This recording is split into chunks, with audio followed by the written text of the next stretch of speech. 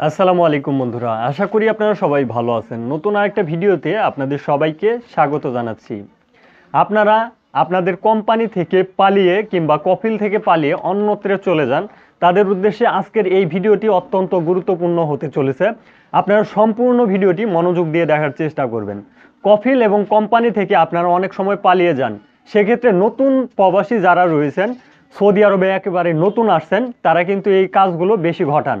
আপনি যে কফিল এবং কোম্পানি থেকে পালিয়ে অন্য আরেকটা কোম্পানিতে কিংবা কফিলের আন্ডারে চলে যাচ্ছেন, সেক্ষেত্রে আপনার কফিল কি কোনো কিছু করতে পারবে কি না, এইটার বিষয়টা অত্যন্ত গুরুত্বপূর্ণ। আপনার কফিল কোনো কিছু করতে পারবে কি না, আমি আপনাকে বলতে পারি আপনার কফিল অবশ্যই এটার একটা অ্যাকশন নিতে পারে। আপনার বিরুদ্ধে আর্থিক জরিমানার একটা মামলা দিতে পারে, টার্মিনেট করতে পারে এবং ফাইনাল এক্সিট দিয়ে দেশে পাঠানোর ব্যবস্থা করতে পারে। তো এই ধরনের সমস্যা অবশ্যই একজন নতুন প্রবাসীর যদি হয় কিংবা একজন পুরাতন প্রবাসীর যদি হয়, তাহলে কিন্তু এই প্রবাস জীবনটা একেবারেই অবৈধভাবে আপনাকে কাটাতে হবে। যতদিন পর্যন্ত আপনি পুলিশের হাতে ধরা না পড়তেছেন, অতদিন পর্যন্ত আপনি সৌদি আরবে থাকতে পারবেন।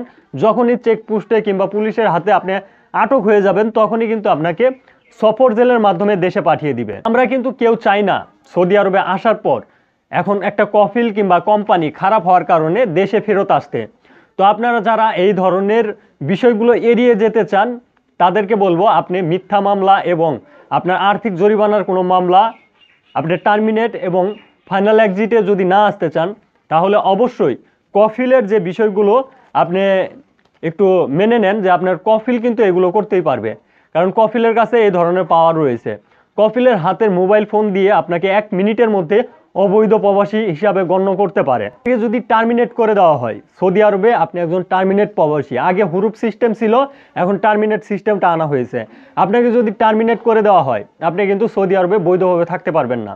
টার্মিনেট প্রবাসীদেরকে অনেক কোম্পানি রয়েছে কাজ নিতে চায় না। আপনি বিল্ডিং কনস্ট্রাকশনের কাজেও কিন্তু টার্মিনেট প্রবাসী দেখবেন যে নিতে চায় না।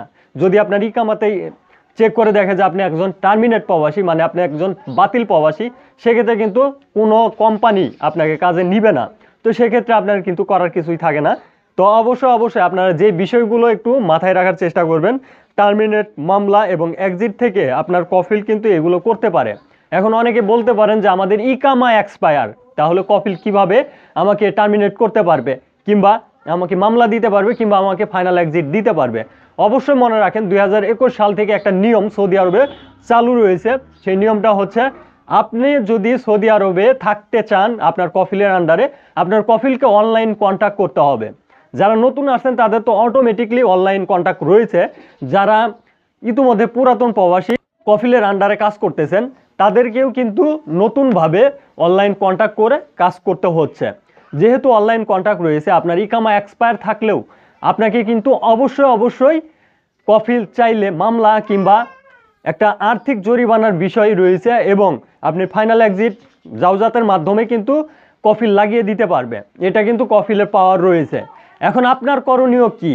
এই যে কফিল এত কিছু স্টেপগুলো করতে পারবে আপনার বিরুদ্ধে, এখন কফিল চাইলে আপনাকে বেশি ডিউটি করাচ্ছে, কফিল চাইলে আপনি যেটা করবেন না সেটাও করাচ্ছে।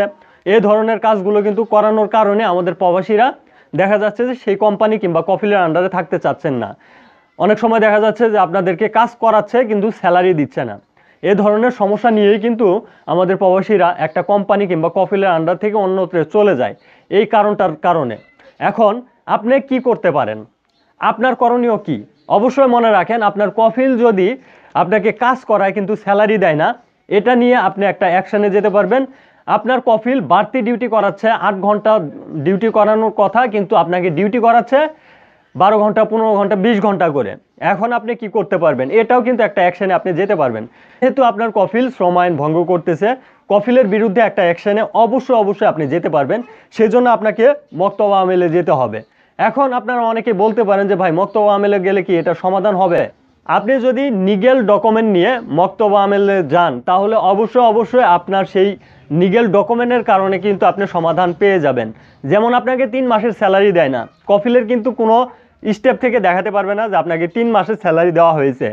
আপনাকে যেই ব্যাংক কার্ডে স্যালারিগুলো দেওয়া হয়, সেই ব্যাংক কার্ডের হিস্টোরিগুলো আপনি দেখাতে পারেন মক্তব আমেলে। এবং আপনাকে যে বাড়তি ডিউটি করাচ্ছে তার বিনিময়েও কিন্তু আপনি একটা টাইমলি মক্তব আমেলে যে ডকুমেন্ট করতে পারেন যে আমাকে এই ঘন্টা থেকে এত ঘন্টা পর্যন্ত ডিউটি করায়। অবশ্যই মনে রাখেন, মিথ্যা কথার কোনো স্থান নেই সৌদি আরবে, কারণ প্রত্যেকটা জায়গাতেই কিন্তু সিসি ক্যামেরা রয়েছে। আপনি যদি বলেন মক্তব আমেলে যে আপনি সিসি ক্যামেরা চেক করেন যে আমাকে কত ঘন্টা ডিউটি করায়, সে বিষয়টা কিন্তু একেবারেই স্পষ্ট হয়ে যাবে। তো অবশ্যই ডকুমেন্ট ছাড়া যদি আপনি মক্তব আমেলে যান, সেক্ষেত্রে আপনি সাহায্য পাবেন না। কিন্তু ডকুমেন্ট নিয়ে যদি আপনি মক্তব আমেলে আপনার কফিলের বিরুদ্ধে একটা অ্যাকশনে যান, তাহলে অবশ্যই মক্তব আমেল কোনো কিছু করতে না পারলেও আপনি যাতে সে কফিল কিংবা কোম্পানি থেকে অন্যত্র যেতে পারেন, সেই সুযোগটা মক্তব আমেল আপনাকে করে দিবে এবং যতটুকু ডকুমেন্টের প্রয়োজন সেই ডকুমেন্টগুলো করে দিবে। আর অবশ্যই আপনারা অনলাইন কন্ট্যাক্ট করেছেন কিনা, অনলাইন কন্ট্যাক্ট রয়েছে কিনা, আপসের অ্যাকাউন্ট করার পর কিউআই অ্যাকাউন্ট করবেন। কিউআই অ্যাকাউন্টে কিন্তু আপনার যে একটা কন্ট্যাক্ট পেপার অনলাইন কন্ট্যাক্ট, সেটা কিন্তু আপনি দেখতে পারবেন। সেই অনলাইন কন্ট্যাক্টটা দেখে আপনি কিন্তু আপনার কফিলের বিরুদ্ধে অ্যাকশনে যেতে পারবেন। অবশ্যই মনে রাখেন, আপনি যে একটা কোম্পানি কিংবা কফিলের আন্ডার থেকে পালিয়ে আরেকটা কোম্পানি কিংবা যে কোনো একটা প্রতিষ্ঠানে কাজ করবেন, সেটা কিন্তু কোনো সমাধান না। সমাধান আপনাকে নিজে খুঁজে বের করতে হবে। সঠিক সমাধান সৌদি আরবের সময় অনুযায়ী সমাধান আপনাকে বের করতে হবে। আপনি যদি মনে করেন যে না, কফিল কিংবা কোম্পানি থেকে আপনি পালিয়ে যে কাজ করবেন কিংবা আপনি পালিয়ে যে ভালো থাকতে পারবেন, এটা কোনো সমাধানের ভিতরেই কিন্তু আসলো না। অনেক কফিল দেখা যায় যে আপনি চলে গেছেন আরেকটা কোম্পানি কিংবা কফিলের আন্ডারে, সেটা কফিলের কাছে ছোটোখাটো বিষয়, যে গিয়েছে সমস্যা নেই। কিন্তু আপনাকে অনেক ঘাড়তেরা কফিল রয়েছে, অনেক সমস্যা করতে পারে। তো সেই ধরনের কফিলের আন্ডারে যদি আপনি থাকেন, তাহলে কিন্তু বিপদ আপনার নেমে আসতে পারে। আপনি মামলা খেতে পারেন, আপনি টার্মিনেট হতে পারেন, আপনি ফাইনাল এক্সিটে দেশে আসতে হতে পারে, কিংবা পুলিশের হাতে আটক হয়ে আপনাকে দেশে আসতে হতে পারে। তো এটা কিন্তু সমাধান না। সমাধান করতে হলে আপনাকে নিজে সাহস নিয়ে সমাধান করতে হবে। মক্তব আমেল যেহেতু রয়েছে, সেই মক্তব আমেলে আপনাকে যে এই বিষয়বস্তুগুলো, কফিলের খুঁটিনাটি বিষয়বস্তুগুলো যেগুলো আপনার ভালো লাগে না, যেগুলোর কারণে আপনি পালিয়ে আর একটা কোম্পানিতে যেতে চান, তো সেগুলো আপনি কিন্তু বলতে পারেন। ইকামা এক্সপায়ার থাকলে কিন্তু আপনি আর একটা কোম্পানিতে ট্রান্সফারও হতে পারবেন না যদি অনলাইন কন্ট্যাক্ট থাকে। অনলাইন কন্ট্যাক্ট যে পর্যন্ত এক্সপায়ার না হবে, সে পর্যন্ত কিন্তু আপনি অন্যত্রে গেলেই বিপদে পড়ে যাবেন। আশা করি আপনারা এই বিষয়গুলো বুঝতে পারছেন। তারপরেও যদি কারো কোনো প্রশ্ন থাকে, ভিডিওর কমেন্ট বক্সে আপনারা কমেন্ট করতে পারেন। আজকের ভিডিওটি এ পর্যন্তই। ধন্যবাদ সবাইকে। সালামু আলাইকুম।